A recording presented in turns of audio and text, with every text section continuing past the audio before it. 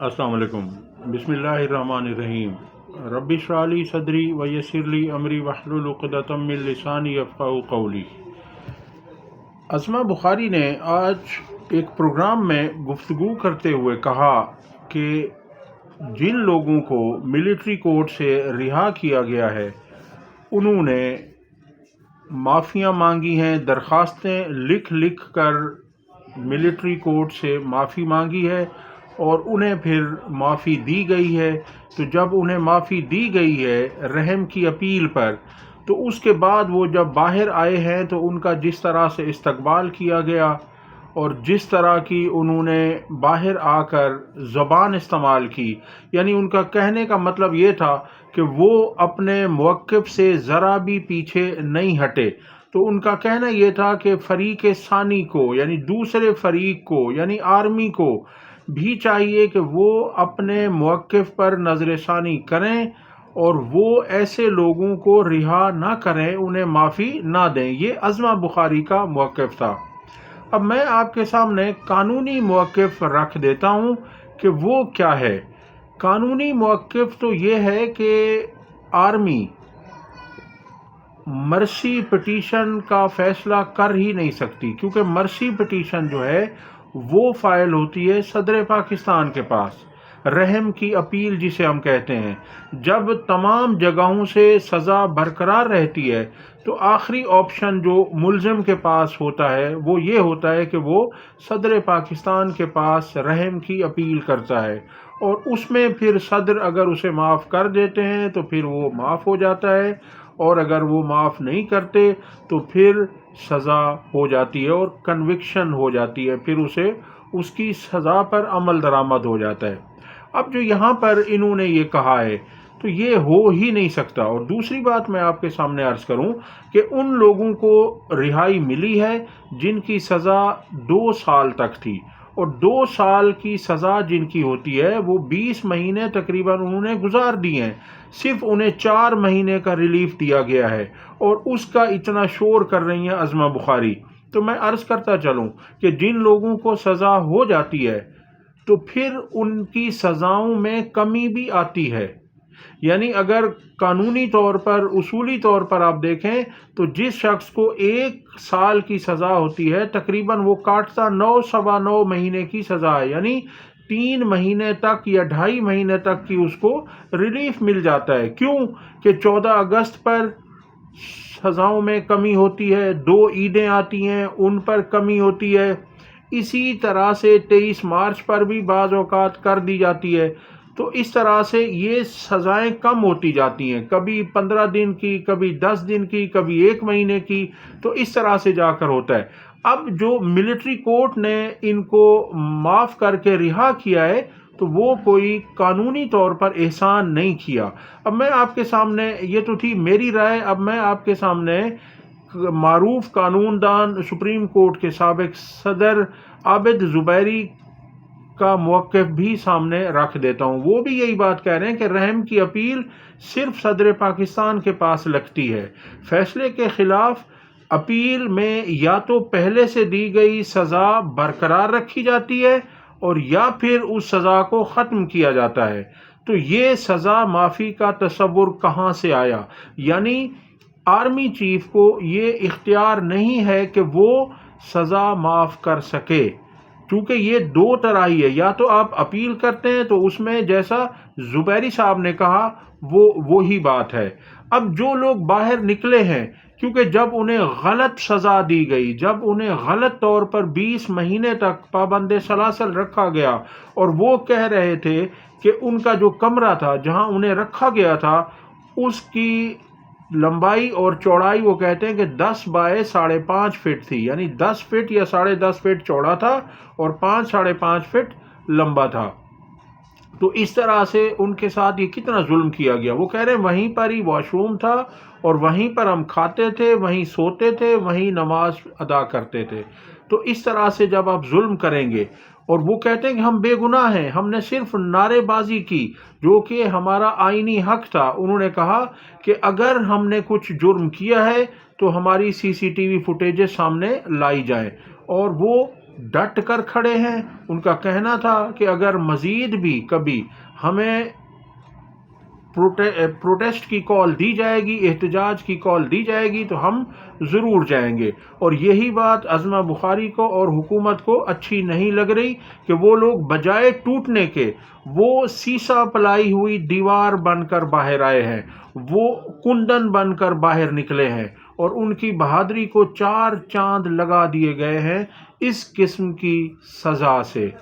رانا ثناء اللہ نے کہا ہے کہ انٹرنیٹ سلو ہونے میں اگر حکومت کا کوئی عمل دخل ہے تو اس عمل دخل کی ذمہ دار پیپلز پارٹی علیحدہ نہیں ہو سکتی۔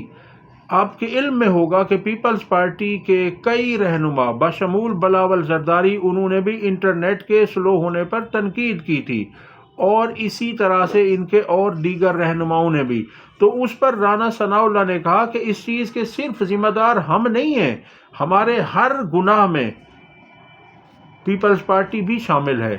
ظاہر سی بات ہے کہ جب یہ اکٹھے ہیں، جب یہ کولیشن میں ہیں، جب یہ اتحاد کی صورت میں چل رہے ہیں، تین پارٹیاں، ایم کیو ایم بھی ہے اور پیپلز پارٹی بھی ہے اور نون لیگ بھی ہے، تو وہ کہتے ہیں کہ ہر چیز میں یہ ہمارے ساتھ ہیں، یہ اکیلے نہیں رہ سکتے۔ احسن اقبال نے کہا ہے، جیسا میں کہتا ہوں کہ یہ نون لیگ جھوٹ، فریب، منافقت اور لوگوں کو سبز باغ دکھانے میں بہت آگے ہے۔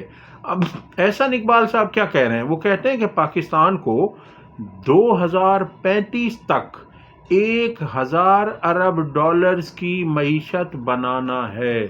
واضح کر دوں کہ انڈیا بھی 700 ارب ڈالر کی معیشت ہے، جو اتنی ترقی کر رہا ہے، ہمارے پڑوس میں ہے، ہمارے ساتھ آزاد ہوا ہے ایک ہی دن۔ تو یہ اب کہہ رہے ہیں، اب یہ نیا چورن بیچ رہے ہیں عوام کو، مگر عوام تو انہیں جانتی ہے۔ آپ نے 40 سال پہلے بھی یہی کچھ کہا تھا۔ وہ کہہ رہے ہیں ہم اڑان کا موقع ضائع ہونے نہیں دیں گے، یعنی اب ان کو اڑان کرنے کا موقع ملا ہے، پاکستان کو ایشین ٹائیگر بنائیں گے۔ آپ لوگوں کے علم میں ہوگا، اگر آپ کے علم میں نہیں ہے تو یہ 90s سے یہی کچھ کہتے آ رہے ہیں کہ ہم نے پاکستان کو ایشین ٹائیگر بنانا ہے، اور اسی کے لیے ان کے نواز شریف کو 3 مرتبہ وزارت عظمیٰ ملی۔ اب شہباز شریف دوسری مرتبہ وزارت عظمیٰ لے رہے ہیں، یعنی 5 مرتبہ یہ اس عہدے پر آئے، اور نہ تو یہ پاکستان کو ایشین ٹائیگر بنا سکے، نہ یہ ملک کا قرض اتار سکے۔ وہ بھی ان کا مشہور زمانہ سلوگن تھا کہ قرض اتارو ملک سنوارو، اس میں بھی پیسہ سارا کھا پی گئے، اور کوئی پتہ نہیں ہے کہ پیسہ کہاں گیا، قرض ویسے کا ویسے کیا بڑھتا گیا جوں جوں دوا کی۔ اب یہ پھر نیا چورن ہے کہ 2035 تک ان کو موقع دیں، یعنی 10 سال یہ مزید ہم پر، پاکستان پر یہ مسلط رہیں، اور پھر جا کر یہ 1000 ارب ڈالر کی معیشت بنائیں گے۔ تو یہ ان کی باتیں ہیں، آپ سنتے جائیں اور سر دھنتے جائیں۔ اگلی خبر ہے کہ محمود خان اچکزئی نے کہا کہ پی ٹی آئی کا مطلب ہے عمران خان۔ عمران خان قیدی ہے، اس نے مذاکرات کے لیے جب بھی بات کی ہے مکمل اور صحیح بات کی ہے۔ اس نے سیدھی سادی بات کی تھی کہ 9 مئی اور 26 نومبر کے واقعات پر جوڈیشل کمیشن بنایا جائے۔ مزید محمود خان اچکزئی نے اسلام آباد میں گفتگو کرتے ہوئے کہا کہ یہ جو حکومت ہے یہ کیا کر رہی ہے، اسے کرنا کیا چاہیے، اور انہوں نے کہا کہ جو یہ شہباز شریف ہیں، ان کو تو پرویز مشرف نے جب کہا تھا کہ آپ وزیر اعظم بن جائیں تو یہ اس وقت بھی وزیر اعظم بننے کو تیار تھے۔ انہوں نے کہا کہ جب حکومت کے پاس جائز مینڈیٹ ہی نہیں ہے تو اس سے کس بات کے مذاکرات ہو رہے ہیں۔ انہوں نے کہا کہ اگرچہ وہ مذاکرات کی کامیابی کے لیے دعا گو ہے، لیکن وہ جہاں معاملہ اس سطح پر ہو وہاں دعا بھی قبول نہیں ہوتی۔ انہوں نے مزید کہا کہ شہباز شریف ان کے دوست ہیں، مگر وہ وزیر اعظم بننے کے لیے ہر وقت تیار رہتے ہیں، یہاں تک کہ مشرف کے دور میں بھی وہ بڑے خواہاں تھے، ان کی خواہش تھی۔ ان کا یہ بھی کہنا تھا کہ نواز شریف نے ہمت کر کے اس وقت شہباز شریف کو روکا تھا جب مشرف نے کہا تھا انہیں، لیکن اب وہ کہہ رہے ہیں کہ نواز شریف بھی پیچھے ہٹ گئے ہیں۔ وہ کہتے ہیں کہ حکومت اور پی ٹی آئی کے درمیان مذاکرات کے 2 دور ہو چکے ہیں اور ان کی سربراہی اسپیکر قومی اسمبلی ایاز صادق کر رہے ہیں۔ تو اب یہ سنیے کیا کہہ رہے ہیں اچکزئی صاحب۔ یہ ایاز صادق یہ صبح نکلتا ہے، چارکول پڑتا ہے، مجھے پتا ہے۔ اس کو قسم دے دو ان چارکولوں کی کہ تو کوچا نہیں آیا تھا الیکشن سے پہلے، تو نے اپنے پارٹی کے لوگوں کو جو آج ادھر بڑے بڑے عہدوں پہ فائز ہیں، آپ نے یہ نہیں کہا تھا ان سے کہ ہماری بات فوجیوں کے ساتھ طے ہو گئی ہے اور ہمیں 2/3 میجارٹی ملے گی، فلانے بریگیڈیئر، فلانے کرنل، فلانے میجر سے رابطے میں رہو۔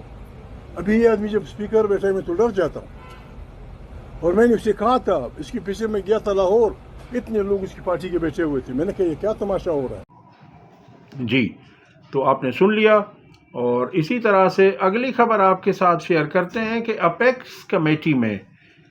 ایپیکس کمیٹی کا اجلاس 26 نومبر میں جب اس اجلاس میں ذکر ہوا تو وزیر اعظم شہباز شریف اور علی امین گنڈاپور کے درمیان تلخی پیدا ہو گئی۔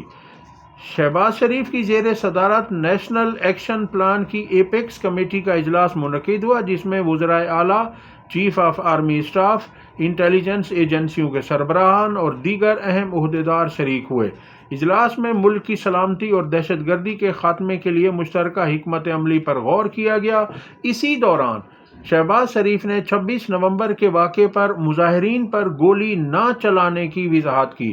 یعنی اسی اجلاس میں شہباز شریف نے کہا کہ 26 نومبر کو ڈی چوک پر حکومت کی طرف سے یا اداروں کی طرف سے کوئی گولی نہیں چلائی گئی، اور انہوں نے کہا، الزام لگایا تحریک انصاف پر کہ اسلام آباد میں جو یلغار کی گئی اس کے نتیجے میں سوشل میڈیا نے جھوٹ اور حقائق کو مسخ کرنے کا جو طوفان اٹھایا، حالیہ وقتوں میں اس کی نظیر نہیں ملتی۔ سوشل میڈیا پر جھوٹ کے طوفان کو نہ روکا گیا تو ہماری تمام کاوشیں دریا برد ہو جائیں گی۔ خیبر پختونخوا کے وزیر اعلیٰ علی امین نے اس پر اعتراض کیا اور کہا کہ ان کے 45 کارکنان اب بھی لاپتہ ہیں، جن کے بارے میں انہیں اندیشہ ہے کہ وہ شہید ہو چکے ہیں۔ ان کا کہنا تھا کہ احتجاج کے دوران مظاہرین پر گولیاں برسائی گئیں اور وزیر اعظم کے موقف پر انہوں نے سوال اٹھا دیا۔ اس طرح سے اس میں کافی ساری وزیر اعلیٰ اور وزیر اعظم کے درمیان تلخی پیدا ہو گئی۔ اگلی خبر آپ کے ساتھ شیئر کرتے ہیں کہ خواجہ آصف نے کہا کہ انہوں نے دعویٰ کیا کہ افغانستان میں طالبان حکومت نے ٹی ٹی پی جنگجوؤں کو سرحدی علاقوں سے افغانستان کے اندرونی حصوں میں منتقل کرنے کے لیے پاکستان سے $10 ارب مانگے تھے۔ خواجہ آصف نے سابق دور حکومت میں طالبان حکومت سے ہونے والی بات چیت کا حوالہ دیتے ہوئے کہا تھا، یعنی یہ جھوٹ بولا تھا انہوں نے، میں آپ کے سامنے ثابت کرتا ہوں کہ یہاں وہ حامد میر سے یہ کہہ رہے ہیں اور آگے وہ جا کر ایک دوسرے ٹی وی پروگرام میں وہ اس بات کو مکمل طور پر اس کی نفی کر رہے ہیں، اس کا انکار کر رہے ہیں، اسے ڈینائی کر رہے ہیں۔ وہ بھی میں آپ کے ساتھ شیئر کرتا ہوں، آپ دیکھ لیجئے کہ کس طرح یہ کبھی کیا ہوتے ہیں اور کبھی کیا ہو جاتے ہیں۔ یہ گرگٹ کی طرح مسلسل رنگ بدلتے رہتے ہیں۔ وہ کہہ رہے ہیں کہ طالبان حکومت سے ہونے والی بات چیت کا حوالہ دیتے ہوئے کہا کہ وہ اس پاکستانی سرکاری وفد کا حصہ تھے جو ٹی ٹی پی کی سرگرمیوں سے متعلق طالبان حکومت سے بات چیت کرنے گیا تھا۔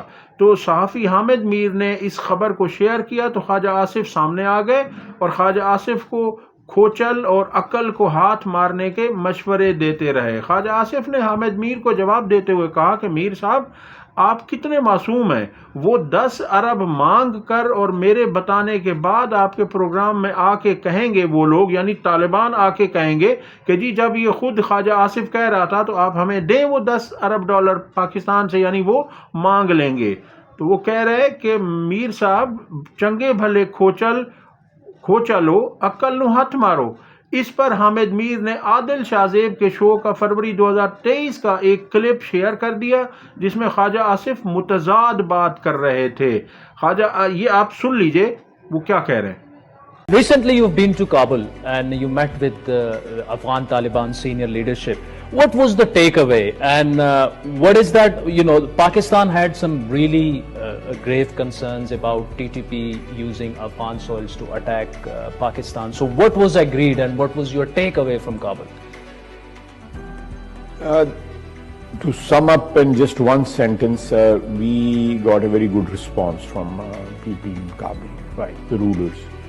There were some reports that they wanted to relocate the TTP on the bordering region, and they wanted some, probably 30 billion rupees or... No, this was not discussed, at least in my presence. I was present throughout the 4 hours of interaction we had with their leadership. This was not spelled over there, not in this visit, for relocation, but definitely the follow-up, as a follow-up of this visit, things will be negotiated how to sort out this problem.